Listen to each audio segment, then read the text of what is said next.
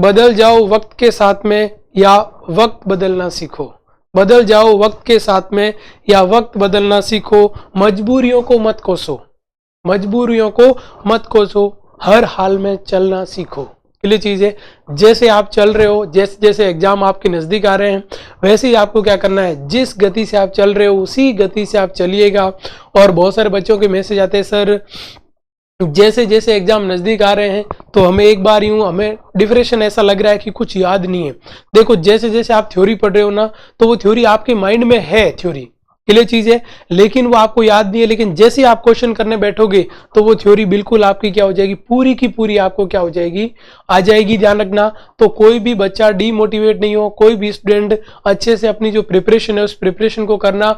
और मैं श्योर कह रहा हूं कि आपका क्या होगा, ये स्ट्रेस ही आपको क्या सिलेक्शन तक पहुंचाएगा। क्योंकि जो माइल्ड एंजाइटी होती है ना दोस्तों, वो माइल्ड एंजाइटी हमेशा कोई सा भी एग्जाम हो उसके लिए बेहद ही जरूरी है। एंजाइटी आपकी मॉडरेट या सीवियर नहीं होनी चाहिए, बाकी माइल्ड एंजाइटी तो आपके लिए क्या होनी चाहिए, इंपॉर्टेंट है, थोड़ी बहुत तो होनी ही चाहिए। क्लियर चीज है। तो एक बार फिर से आप सभी का स्वागत है my YouTube channel study with Dev sir के अंदर। और जैसे कि आप सभी को पता है, अपन पढ़ रहे थे की सीरीज, की पॉइंट्स पढ़ रहे थे सीएचओ के लिए। और नेक्स्ट जो आपके की पॉइंट है वो फैमिली प्लानिंग के ऊपर है। मैं फैमिली प्लानिंग के ऊपर आपको 30 से लेकर 40 क्वेश्चन बताऊंगा, और 40 क्वेश्चन ये आपको क्या करेंगे, सिलेक्शन देने के अंदर मदद करेंगे। क्लियर चीज है। तो देखो आज की क्लास को स्टार्ट करते हैं। सबसे पहले देखो क्या लिखा हुआ है, श्योर सिलेक्शन पॉइंट। अब देखना, सबसे पहले मैं यदि बात करूं, एक एक पॉइंट को समझते जाना। क्या लिखा हुआ है, पहला पॉइंट आपका, पहला पॉइंट ये है जो फैमिली प्लानिंग की बात हो रही है। किसकी बात हो रही है, जो फैमिली प्लानिंग है वह फैमिली प्लानिंग की बात हो रही है। और फैमिली प्लानिंग देखो, सबसे पहली बात, family planning programme launch in India. ध्यान रखना कि फैमिली प्लानिंग प्रोग्राम है वो इंडिया के अंदर कब लॉन्च हुआ, ये क्वेश्चन आ सकता है। तो ध्यान रखना, सबसे बड़ी बात है कि फैमिली प्लानिंग जो लॉन्च हुआ है वो 52 के अंदर हुआ है। This is the key point. ध्यान रखना, क्वेश्चन आ सकता है कि family planning programme launch in India, ठीक है। और इसी फैमिली प्लानिंग प्रोग्राम ये लॉन्च कब किया गया था, आपका 52 के अंदर दोस्तों किया गया था।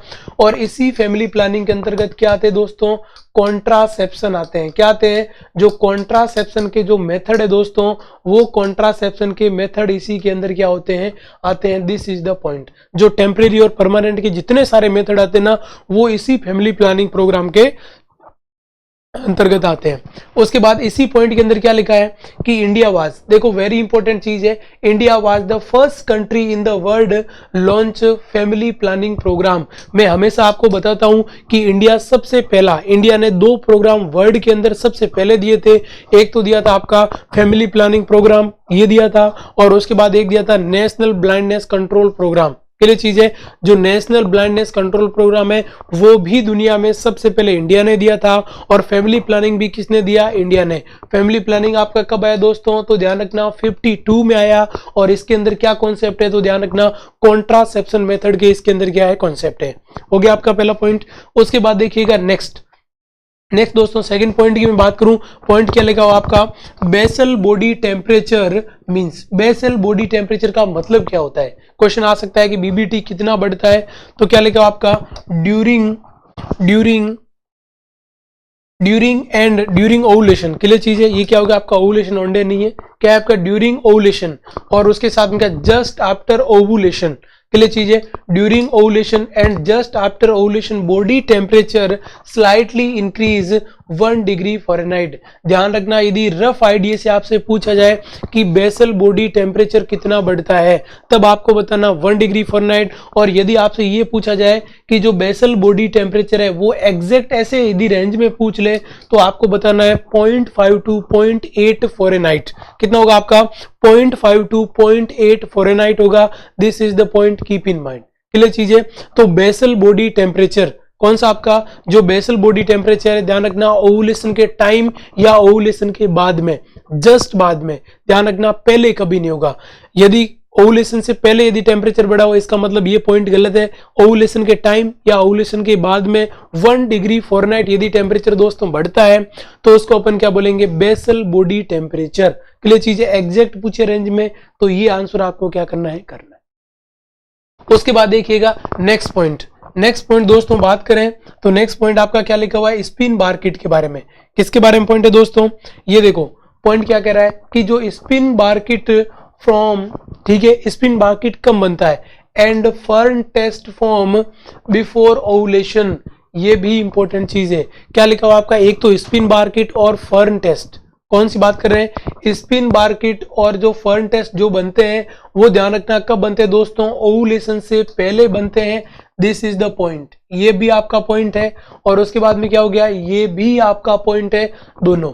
उसके बाद नेक्स्ट क्या लिखा हुआ है, spinnbarkeit form 10 centimetre due to more oestrogen in the cervical mucus. कितनी क्लियर और साफ लाइन है कि स्पिन बार किट क्यों बनता है। स्पिन बार किट जो सर्वाइकल म्यूकस होता है दोस्तों, किसकी बात कर रहे हैं, जो सर्वाइकल म्यूकस है, उस सर्वाइकल म्यूकस के अंदर क्या होता है, एस्ट्रोजन ज्यादा होता है। क्लियर चीज है, क्योंकि ओवुलेशन से पहले आप सभी को पता है कि एस्ट्रोजन क्या होता है आपका, एस्ट्रोजन क्या होता है आपका, ज्यादा होता है, ठीक है, और ओवुलेशन के बाद में प्रोजेस्टेरोन ज्यादा होता है। तो ओवुलेशन से पहले एस्ट्रोजन ज्यादा है सर्वाइकल म्यूकस में, इसलिए क्या बन रहा है दोस्तों, स्पिन बार किट बन रहा है। क्या बन रहा है दोस्तों, फर्न टेस्ट बन रहा है। और स्पिन बार किट टोटल कितने सेंटीमीटर होता है, तो ध्यान रखना 10 सेंटीमीटर का। यदि क्वेश्चन ये ऐसा आ जाए, स्पिन बार किट ब्रेक या टेक्ट, क्लियर चीज, इसका मतलब ओवुलेशन हो चुका है। यदि ऐसा आ जाए स्पिन बार किट बनता है तो कौन सा हुआ दोस्तों, तो ये आपका कौन सा हुआ कि ओवुलेशन नहीं हुआ है। और स्पिन बार किट दोस्तों टेक्ट हो जाए, मतलब टूट जाए या ब्रेक हो जाए, तो उसको क्या बोला जाता है, ओवुलेशन हो चुका है। और उसमें आपको क्या बड़ा मिलेगा, ध्यान रखना, वहां प्रोजेस्टेरोन बढ़ा हुआ मिलेगा। क्या मिलेगा दोस्तों, वहां पे आपको प्रोजेस्टेरोन बढ़ा हुआ मिलेगा। यहाँ पे आपको क्या मिल रहा था दोस्तों, एस्ट्रोजन, वहां क्या मिलेगा, प्रोजेस्टेरोन आफ्टर ओवुलेशन ज्यादा होता है। और एस्ट्रोजन और प्रोजेस्टेरोन दोनों की कमी होती है तब आती है एमसी। ये भी माइंड में रखना, decrease oestrogen, decrease progesterone, then क्या आती है मेंस्ट्रुअल साइकिल। और मेंस्ट्रुअल साइकिल जो फर्स्ट हाफ है उसके अंदर एस्ट्रोजन ज्यादा, और आफ्टर हाफ जो आपका सेकंड हाफ है उसके अंदर क्या होगा, प्रोजेस्टेरोन ज्यादा होता है। Keep in mind. उसके बाद देखिएगा नेक्स्ट, ये अच्छा क्वेश्चन है और ये क्वेश्चन आया हुआ है एज इट इज, मैंने क्वेश्चन लिया है और क्वेश्चन समझना। क्वेश्चन क्या कह रहा है, क्वेश्चन ये कह रहा है कि national family planning programme include barrier method except. ऐसा कौन सा बैरियर मेथड है जो नेशनल फैमिली प्लानिंग प्रोग्राम के अंदर इंक्लूड नहीं है। क्लियर चीज है कि अभी जो नेशनल फैमिली प्लानिंग प्रोग्राम चल रहा है उसके अंदर कौन सा बैरियर मेथड इंक्लूड नहीं है दोस्तों। तो देखो फर्स्ट आपका ऑप्शन क्या है, मेल कंडोम, फिर क्या है फीमेल कंडोम, फिर क्या लिखा है वेजाइनल स्पॉन्ज जिसको अपन टुडे के नाम से जानते हैं, और उसके बाद में लास्ट क्या होगा दोस्तों, डायफ्राम। क्लियर चीज है, ये चारों चीजें। अब देखो मेल कंडोम भी है, फीमेल कंडोम भी है, वेजाइनल स्पॉन्ज या टुडे भी है, तो इसका मतलब राइट आंसर क्या अब हटा दिया दोस्तों, किसको हटा दिया है, तो डायफ्राम को हटा दिया है। क्लियर चीज है, किसको हटा दिया है, डायफ्राम। क्लियर चीज, जिसको अपन क्या बोलते हैं, सर्वाइकल कैप भी बोलते हैं। इस डायफ्राम का जो सिमिलर नेम क्या है दोस्तों, इसको अपन बोलते हैं सर्वाइकल कैप। क्या बोलते हैं इसको दोस्तों, सर्वाइकल कैप बोलते हैं। This is the point. अब आप बोलोगे सर कि नेशनल फैमिली प्लानिंग में इसको क्यों हटाया दोस्तों, इसलिए हटाया क्योंकि इसका जो साइड इफेक्ट है, क्या है दोस्तों, इसका जो साइड इफेक्ट है उस साइड इफेक्ट का नाम आप सभी को पता है, TSS। इसका मतलब क्या हुआ दोस्तों, टॉक्सिक शॉक सिंड्रोम। क्या होता है, टॉक्सिक शॉक सिंड्रोम। यदि कोई भी वुमन यूज करती है किसको, डायफ्राम को या सर्वाइकल कैप को, तो उसको 48 आवर्स के अंदर उसको रिमूव करना है। कितने टाइम में रिमूव करना दोस्तों, ध्यान रखना 48 आवर लास्ट रख सकते हो, आपको क्या करना उसके बाद आप नहीं रख सकते, उससे पहले या 48 आवर तक आपको रिमूव करना है। यदि आप नहीं रिमूव कर पाओ तो उसका एक साइड इफेक्ट होता है जिसका नाम दोस्तों टॉक्सिक शॉक सिंड्रोम है। क्या नाम है इसका, टॉक्सिक शॉक सिंड्रोम। और यदि टॉक्सिक शॉक सिंड्रोम होता है तो इस वजह से इसको हटा दिया है। और टॉक्सिक शॉक सिंड्रोम का जो बैक्टीरिया है उसका नाम है स्टेफाइलो। क्या नाम है दोस्तों, स्टेफाइलोकोकस। क्या नाम है, जो स्टेफाइलोकोकस है वो टॉक्सिक शॉक सिंड्रोम करता है। तो वहां जो स्टेफाइलोकोकस है इसकी क्या होगी, आपकी वहां कॉलोनी बनेगी, ब्लड में जाएगा, ज्यादा होगा और टॉक्सिक शॉक सिंड्रोम कर देगा। तो डायफ्राम फैमिली प्लानिंग प्रोग्राम का अब पार्ट नहीं है। This is the important, very important question, ठीक है। उसके बाद देखिएगा नेक्स्ट देखो दोस्तों, नेक्स्ट क्या लिखा हुआ है, ये भी अच्छी लाइन है। ये लिखा है इंक्रीज एफिशिएंसी ऑफ, क्या लिखा हुआ है, increase efficiency of condom applying स्पर्मेड जो आपकी स्पर्मिसाइडल जेली।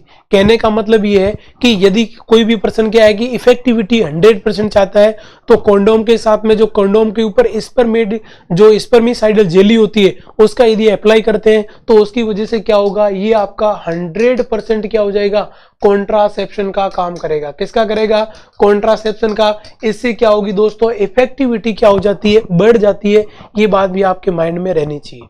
उसके बाद देखिएगा नेक्स्ट पॉइंट। नेक्स्ट पॉइंट दोस्तों क्या लिखा हुआ है, नेक्स्ट पॉइंट ये लिखा है कि most common method for the family planning use in the world wide. Very important question दो तरीके से बन सकता है कि वर्ल्ड में सबसे ज्यादा, वर्ल्ड के अंदर सबसे ज्यादा कौन से फैमिली प्लानिंग के मेथड को यूज किया जाता है, तो उस मेथड का नाम क्या दोस्तों, तो मेथड का नाम क्या दोस्तों, बैरियर मेथड। कौन सा मेथड, बैरियर मेथड सबसे ज्यादा यूज किया जाता है। अब बैरियर में क्या यूज करोगे, तो ध्यान रखना दोस्तों, जो मेल कॉन्डोम है, किसकी बात कर रहे हैं, जो मेल कॉन्डोम है उस मेल कॉन्डोम्स वो सबसे ज्यादा यूज किया जाता है। क्या किया जाता है आपका, बैरियर मेथड में मेल कॉन्डोम को सबसे ज्यादा यूज किया जाता है। This is the point. ये बात भी आप सभी को क्या करना है, ध्यान रखना है। क्लियर चीज है। तो ये क्या था आपका मोस्ट कॉमन, तो ध्यान रखना बैरियर मेथड, और वो भी कौन सा आपका कॉन्डोम, और कॉन्डोम में भी कौन सा, मेल कॉन्डोम सबसे ज्यादा यूज में लिया जाने वाला।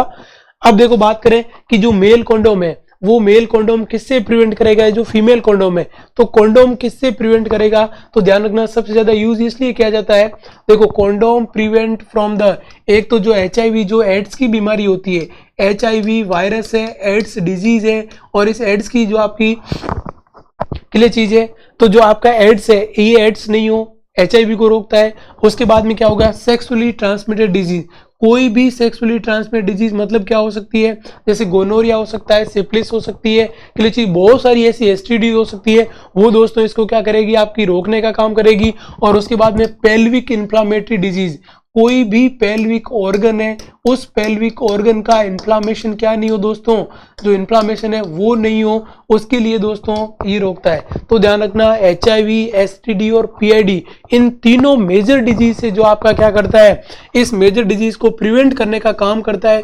उस मेथड या बैरियर मेथड का नाम क्या दोस्तों, ये है कॉन्डोम। क्या नाम है दोस्तों, ये कॉन्डोम है। उसके बाद देखिएगा नेक्स्ट ये भी लिखा है, is the permissible drug mostly use, ऐसी कौन सी ड्रग है जिसको सबसे ज्यादा मोस्ट क्या होगी आपकी परमिसेबल है और यही मोस्ट कॉमन यूज की जाती है, तो इसका नाम क्या दोस्तों, ये देखो नोनोक्सिनेल 9। ध्यान रखना नोनोक्सिनेल 9 एक क्या है, केमिकल बैरियर है। कैसा दोस्तों, ये क्या है, केमिकल बैरियर है, और ये केमिकल बैरियर क्या करता है, जो प्रेगनेंसी है उसको रोकने का काम करता है। और इसका काम क्या दोस्तों, तो इसका मैकेनिज्म ऑफ एक्शन की यदि मैं बात करूं तो इसका मैकेनिज्म ऑफ एक्शन क्या है दोस्तों, स्पर्मिसाइडल। क्या होता है आपका, स्पर्मिसाइडल का काम करती है। क्लियर चीज है, मतलब स्पर्म को किल करने के लिए जो केमिकल एजेंट का यूज किया जाता है और ये बैरियर मेथड के अंदर आता है। इस ड्रग का नाम क्या है, नोलोक्सिनेल 9। ये क्वेश्चन दोस्तों आ चुका है। क्लियर चीज है, क्वेश्चन आया होता मोस्ट कॉमन यूजेबल जो आपका केमिकल बैरियर मेथड या most commonly use chemical drug कौन सी होती है, तो उसका नाम क्या दोस्तों, नोलोक्सिनेल 9। This is the point. ये बात भी आप सभी को ध्यान रखनी है, ठीक है। उसके बाद देखिएगा नेक्स्ट पॉइंट, ये भी बड़ा अच्छा पॉइंट है दोस्तों। और पॉइंट क्या कह रहा है देखना, ये लिखा है आपका absolute Contra indication of OCP, कि ऐसी दो कंडीशन कौन सी जिसमें आपको OCP को नहीं देना है। क्लियर चीज है, इनको तो आपको भूल के ही नहीं देना है। क्या नाम है आपका, एक का नाम क्या आपका एब्सोल्यूट कॉन्ट्रा इंडिकेशन, जहां भी आ जाए दोस्तों मतलब बिल्कुल स्ट्रिक्टली मना है। रिलेटिव का मतलब आप दे भी सकते हो, यहां स्ट्रिक्टली नहीं देना है। एक का नाम क्या हो गया, सर्कुलेटरी एंड थ्रोम्बो एम्बोलिक डिजीज। ध्यान रखना कोई भी थ्रोम्बो एम्बोलिक डिजीज है या कोई भी सर्कुलेटरी जो आपका एम्बोलिक या थ्रोम्बस बनने वाली डिजीज है, क्लोट वाली, तो उसके अंदर भी आपको क्या करना है, नहीं देना है। उसके बाद में क्या होगी, लीवर डिजीज, और दूसरा कौन सा हो गया, थ्रोम्बोसिस या थ्रोम्बो एम्बोलिज्म या सर्कुलेशन की कोई भी प्रॉब्लम है उसके अंदर आपको ड्रग नहीं देती है। ये हार्मोनल होती है और ये हार्मोनल क्या करती है, चेंजेस करती है। ध्यान रखना, इसलिए बॉडी के अंदर कभी भी आपको OCP इन दो कंडीशन में, लीवर डिजीज और थ्रोम्बो एम्बोलिक डिजीज में नहीं करनी है। ये बात भी आपको ध्यान रखनी। This is the absolute contraindication. यदि ऐसा क्वेश्चन आ जाए, क्वेश्चन क्या आ जाए कि which of the following which of the following condition OCP Contra indicated, वहां ले दिख जाए आपका, एक तो दिख जाए थ्रोम्बो एम्बोलिक डिजीज, फिर सर्कुलेटरी डिजीज, फिर लिखे आपका कौन सी आपकी लीवर डिजीज, और उसके बाद में कोई जीए डिजीज दे दे तो ध्यान रखना जीए डिजीज आएगा। यदि ऐसा आ जाए कि thromboembolic disease, liver disease और जो आपकी लैक्टेटिंग मदर है तो भी ध्यान रखना लैक्टेटिंग मदर में भी नहीं देते हैं, ये ओसीपी नहीं देते हैं, वहां पीओपी दी जाती है। OCP Mala and Mala D clear चीज है, और पीओपी तीनों आती है, लेकिन वो कंबाइंड पिल है, वो अपन आगे बात करेंगे, ठीक बात है। अब देखो नेक्स्ट क्या लिखा हुआ है दोस्तों, ये भी अच्छा पॉइंट है और इसके अंदर 2 पॉइंट आपके बिल्कुल इंक्लूड है। अब पॉइंट क्या है, सुनते जाना देखते जाना। क्या लिखा है, most best method of permanent family planning is vasectomy. क्या लिखा देखो दोस्तों, मैंने ये लिखा है कि जो ट्यूबेक्टोमी और दोनों बेस्ट की अपन बात करें तो दोनों में इजी कौन सा रहता है, अच्छा कौन सा रहता है, बेस्ट तो किसको माना है अपन ने, वैसेक्टोमी को माना है। फिर क्या लिखा, because vasectomy is simpler, faster and less expensive होता है। क्या बोल रहे हैं अपन, ऑपरेशन देन ट्यूबेक्टोमी। ये लाइन क्या कह रही है कि जो आपका वैसेक्टोमी है उसको अपन, वैसेक्टोमी को अपन क्या बोल रहे हैं कि ये आपका बेस्ट मेथड है परमानेंट, जो यदि अपन परमानेंट स्टरलाइजेशन करवाना चाहते हैं उसके अंदर। क्यों बेस्ट है, क्योंकि एक तो सिंपल होता है, एक जल्दी होता है, और उसके बाद में क्या होता है, लेस एक्सपेंसिव होता है। किसके कंपैरिजन में, ध्यान रखना ट्यूबेक्टोमी के कंपैरिजन में। फिर देखो क्या लिखा है कि 5 वैसेक्टोमी के बराबर कितना होता है आपका, 1 ट्यूबेक्टोमी। इसलिए दोस्तों इसको हमेशा क्या बोला जाता है, 5 वैसेक्टोमी करो और 1 ट्यूबेक्टोमी करो बराबर है दोस्तों। और इसलिए हमेशा इसको क्या कहा जाता है, कोस्ट इफेक्टिव मेथड ऑफ। यदि आपसे पूछा है कोस्ट इफेक्टिव मेथड कौन सा है, तो कौन सा है दोस्तों, वैसेक्टोमी है। कौन सा है दोस्तों, वैसेक्टोमी कोस्ट इफेक्टिव मेथड है, और इसलिए अपन इसको क्या बोलते हैं, 5 वैसेक्टोमी के बराबर कितना होता है, 1 ट्यूबेक्टोमी होता है। दिस इज द पॉइंट, की पॉइंट ध्यान रखना, ये आप सभी को क्या करना है, याद रखना है। तो यदि क्वेश्चन आ जाए cost effective method of family planning, तब आपको राइट आंसर क्या करना है, दिस इज द वैसेक्टोमी। क्या करोगे दोस्तों, वैसेक्टोमी। और 5 के बराबर 1 सबसे अच्छा क्यों है, ये चीज मानी गई। तो ये आपके तीनों के तीनों पॉइंट भी आपके वेरी इंपॉर्टेंट है। उसके बाद देखिएगा नेक्स्ट पॉइंट दोस्तों, नेक्स्ट पॉइंट क्या लिखा हुआ है। अब देखो सबसे ये बहुत अच्छे पॉइंट है और बेस्ट ही बेस्ट पॉइंट लिख रखे हैं, इनको समझना। सबसे पहला पॉइंट क्या लिखा दोस्तों, ये लिखा आपका कि best contraceptive for the 20 year newly पेरा। ठीक है, 20 साल की कोई भी गर्ल्स है जो आपकी न्यूली पेरा, अभी तक कभी भी प्रेग्नेंट नहीं हुई है, क्लियर चीज है। कोई भी 20 साल की क्या है, कोई भी लेडीज है और वो अभी तक क्या हुई है, न्यूली पेरा मतलब अभी तक प्रेग्नेंट नहीं हुई है, क्लियर चीज है। उसको सबसे बेस्ट क्या दे सकते हो, तो उसके लिए सबसे बेस्ट जो कॉन्ट्रासेप्शन रहता है दोस्तों वो रहती है पिल्स। क्या दे सकते हो, आपका ओसीपी दे सकते हो, क्लियर चीज है। उसके बाद नेक्स्ट क्या लिखा हुआ है, best contraceptive for the newly married couple. जो न्यूली मैरिड कपल है उनके लिए सबसे बेस्ट कौन सी रहेगी दोस्तों, उसके लिए भी कौन सी रहेगी, ये रहेगी पिल्स रहेगी, और कौन सी रहेगी, ओसीपी।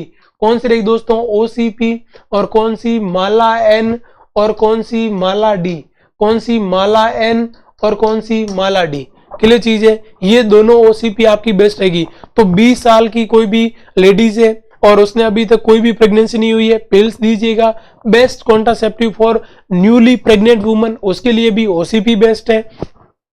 उसके बाद देखिएगा नेक्स्ट क्वेश्चन क्या कह रहा है। ये सारे के सारे दोस्तों इतने इंपॉर्टेंट की पॉइंट है ना। उसके बाद देखो नेक्स्ट क्या लिखा हुआ, ideal contraceptive method for the rheumatic heart disease woman. यदि कोई रूमेटिक हार्ट डिजीज वाली वुमन है, मतलब ऐसी वुमन जिसको कोई भी हार्ट की डिजीज है, तो उसके लिए सबसे बेस्ट मेथड होता है दोस्तों कौन सा, बेरियर मेथड होता है। क्लियर चीजें, कैसा मेथड होता है, बेरियर मेथड। आप कंडोम का यूज करिएगा, ठीक है, सबसे बेस्ट है। अब इसमें देखो ये क्यों लिखा है कि आपको ये बेस्ट क्यों है, ओसीपी यहां नहीं देनी है। क्या नहीं देनी दोस्तों, ओसीपी यहां नहीं देनी है,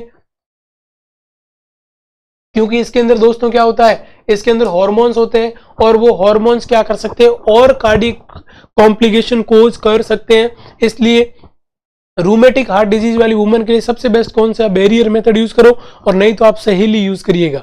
बैरियर मेथड यूज नहीं करते हो तो सहेली यूज करिएगा। उसके बाद में क्या लिखा हो दोस्तों, best contraception for women with the irregular and profound bleeding. ये भी ध्यान रखना, वेरी इंपॉर्टेंट है। यदि ऐसा क्वेश्चन आ जाए कि कोई वुमन है उसको इरेगुलर या प्रोफाउंड ब्लीडिंग होती रहती है, क्लियर चीज, उसके लिए आप सबसे बेस्ट क्या करोगे, ये भी बहुत अच्छी बात है। तो उसके लिए क्या देना दोस्तों, OCP देना है। क्या देना है, ओरल कॉन्ट्रासेप्टिव पिल। इरेगुलर मेंस्ट्रुअल ब्लीडिंग या प्रोफाउंड बेस्ट, लगातार थोड़ी थोड़ी ब्लीडिंग हो रही है कि मेंसेस के बीच में, तो उसको दोस्तों कौन सी देनी है, OCP is the best for. यदि ऐसी कंडीशन आ जाए तो OCP आपको राइट आंसर मानना है। और उसके बाद में क्या लिखा हो दोस्तों, ये लिखा आपका कि best contraception for the postpartum woman with 1 child. क्या बोल रहे हैं कि यदि कोई पोस्टपार्टम, जैसे ही डिलीवरी हुई है और डिलीवरी के बाद में उसका एक बच्चा है, तो उसके लिए सबसे बेस्ट आप कौन सा उसको सजेस्ट करोगे। तो ध्यान रखना कौन सा सजेस्ट करना दोस्तों, कॉपर टी को सजेस्ट करना है। कौन सा सजेस्ट करोगे दोस्तों, कॉपर टी है, उस कॉपर टी को आपको क्या करना है, सजेस्ट करना है। This is the point, keep in mind, सभी स्टूडेंट आपको क्या करना है, ध्यान रखना है। क्लियर चीज है। तो ये आपका कौन सा हो गया, बेस्ट। तो देखो सारे मैंने बहुत सारी, देखो 5 क्वेश्चन बेस्ट बताए। देखो न्यूली पैरा के लिए बेस्ट कौन सी पिल्स है, न्यूली मैरिड कपल के बेस्ट कौन सी पिल्स है, ideal contraception for heart disease के लिए बैरियर मेथड, कॉन्डोम फर्स्ट, और सेकंड कौन सा होगा, सेकंड आपकी सहेली होगी। उसके बाद में क्या होगा आपका, जो बेस्ट कॉन्ट्रासेप्टिव वुमन जिसके इरेगुलर प्रोफाउंड ब्लीडिंग हो रही, OCP इज द बेस्ट। और उसके बाद best contraception for the postpartum woman with एक चाइल्ड, बच्चा उसके, तो भी copper T is the best. Clear चीज, 3 साल 5 साल 10 साल जितना गैप देना चाहे। उसके बाद देखिएगा नेक्स्ट दोस्तों क्या लिखा हुआ है, नेक्स्ट देखिएगा, ये लिखा आपका, ये भी अच्छा पॉइंट है और इनके ऊपर क्वेश्चन बहुत बार आए हुए हैं। और देखिएगा सबसे पहला पॉइंट क्या दोस्तों, best contraception for the lactating mother. जो लैक्टेटिंग मदर होती है, उन लैक्टेटिंग मदर के अंदर सबसे बेस्ट कॉन्ट्रासेप्शन कौन सा दोस्तों, तो उनके लिए होती है मिनी पिल्स। कभी कभी क्वेश्चन में मिनी पिल्स भी लिखा है तो भी आपको राइट मानना है, और क्वेश्चन में POP लिखा है तो भी आपको राइट मानना है। और POP को आप सभी को पता है क्या होता है, प्रोजेस्टेरोन। क्या होता है दोस्तों, प्रोजेस्टेरोन ओनली पिल्स। कौन सा होता है, प्रोजेस्टेरोन ओनली पिल्स, POP बोला जाता है। और POP is the best for the, क्या हो गया, आपकी लैक्टेटिंग मदर। OCP वहां नहीं देना है। और नीचे मैंने सेम क्वेश्चन मेंशन कर दिया है, Mala and Mala D contraindicated in the lactating mother.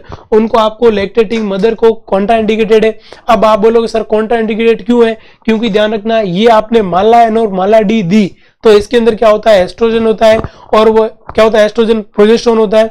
और वो क्या करते हैं, वो हार्मोन्स क्या करते हैं, जो एल्यूलाई है, मतलब जो आपकी ब्रेस्ट के अंदर जो एल्यूलाई है, मतलब मैं ये बोल सकता हूं जो ब्रेस्ट है, इस ब्रेस्ट के अंदर क्या होती है, एल्वियोलार क्या होती है आपकी डक्ट होती है। उन एल्वियोलार डक्ट के अंदर क्या कर देगा दोस्तों, उनके अंदर कर देगा कॉन्ट्रैक्शन। क्या कर देगा, उसके अंदर कॉन्ट्रैक्शन कर देगा। तो इस वजह से दूध नहीं आएगा, माँ के क्या होगा, बच्चे के अंदर मिल्क नहीं आएगा। जो माँ का मिल्क है, ठीक है, वो बच्चे तक नहीं पहुंच पाएगा, क्योंकि देखो क्या होगी आपकी, ये जो आपकी ब्रेस्ट की जो एल्वियोलार डक्ट है वो क्या होगी आपकी, कॉन्ट्रैक्शन होगी। तो इस वजह से कभी माला एंड माला डी नहीं देना है। POP is the best choice in जो लैक्टेटिंग मदर। उसके बाद देखिएगा नेक्स्ट क्या लिखा हुआ है, ये भी अच्छा पॉइंट है।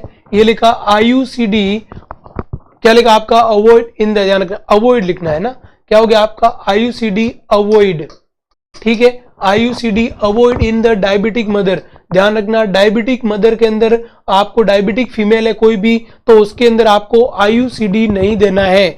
डायबिटिक वुमन है, डायबिटिक फीमेल के अंदर IUCD नहीं लगाना है दोस्तों। क्लियर चीज है, IUCD नहीं लगाना है इसके अंदर, क्योंकि जो आपका डायबिटीज है, इस डायबिटीज बीमारी के अंदर कॉम्प्लिकेशन कोज कर सकता है कॉपर। क्लियर चीज है, तो ये भी आपको ध्यान रखना है। और IUCD में भी हार्मोनल भी होती है, नॉन हार्मोनल भी होती है। कोई सी भी टाइप की IUCD को आपको डायबिटीज वाले पर्सन के अंदर आपको यूज नहीं करना है। उसके बाद में क्या लिखा दोस्तों, copper has the strong anti fertility effect by the spermicidal action. क्या कह रहे हैं कि जो कॉपर है दोस्तों, किसकी बात कर रहे हैं अपन, जो कॉपर है वो कॉपर क्या होता है दोस्तों, एंटी फर्टिलिटी इफेक्ट करता है। क्या करता है आपका एंटी फर्टिलिटी इफेक्ट, और इसका काम क्या है स्पर्मिसाइडल। कभी कभी ये क्वेश्चन आ जाता है कि आपने कॉपर टी लगाया उसमें कॉपर है, कॉपर का फंक्शन क्या है, कॉपर क्या काम करेगा, तो ध्यान रखना कॉपर का भी काम क्या है, स्पर्म जो आएगा उस स्पर्म को ट्रैप करके क्या करना, किल करना, तो उसको अपन बोलते हैं स्पर्मिसाइडल। क्या बोला जाता है दोस्तों, स्पर्मिसाइडल बोला जाएगा। ये बात भी आप सभी को क्या करनी, ध्यान रखनी है। This is the point. ये आपके क्या हो गए दोस्तों 19 पॉइंट हो गए। कितने हो गए आपके 19 पॉइंट। 19 के 19 पॉइंट आपको ध्यान रखने हैं। क्लियर चीज है। ये देख लो कौन सा आपका कॉपर सबसे स्ट्रॉन्गेस्ट होता है, क्लियर स्पर्मिसाइडल होता है। आपकी डायबिटिक फीमेल के अंदर आईयूसीडी अवॉइड करनी है, माला एंड माला डी नहीं देनी लैक्टेटिंग मदर के अंदर। उसके बाद में बेस्ट कौन सी होती है, पीओपी होती है। उसके बाद देखो नेक्स्ट क्या लिखा है, बेस्ट कॉन्ट्रासेप्शन कौन सा होगा पोस्टपार्टम एक बच्चे वाली मां के लिए, कॉपर टी होगा। Best contraception woman irregular bleeding आ रही है उसके लिए पीओपी होगा। उसके बाद आइडियल कॉन्ट्रासेप्शन मेथड कौन सा होगा आपका, बैरियर मेथड या सही यूज करो।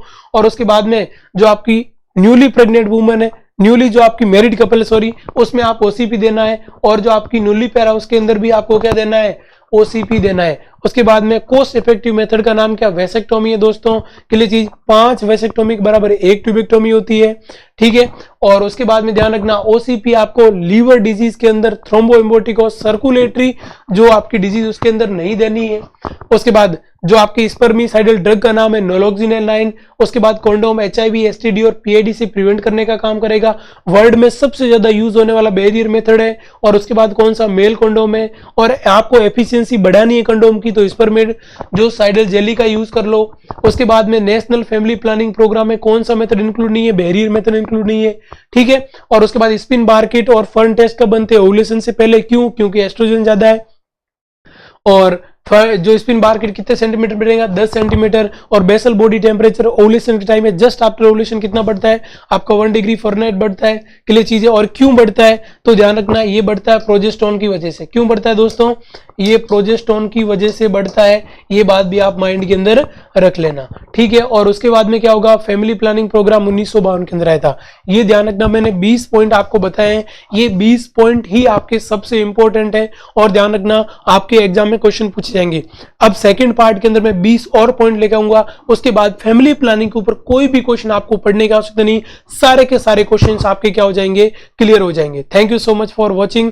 और मैं आप सभी को यही कहूंगा, लाइक शेयर सब्सक्राइब करना ना भूलें। और सभी स्टूडेंट वीडियो को कोई स्किप नहीं करें, सारे के सारे देखोगे दोस्तों, तो आपकी जो क्वेरीज है वो सारी क्वेरीज क्या हो जाएगी, आपकी क्लियर हो जाएगी। और लास्ट में आपको मैं यही कहूंगा, सीखोगे नहीं तो जीतोगे कैसे। और मैं जो चीजें बता रहा हूं इन सभी को सोचिएगा जरूर। Thank you so much.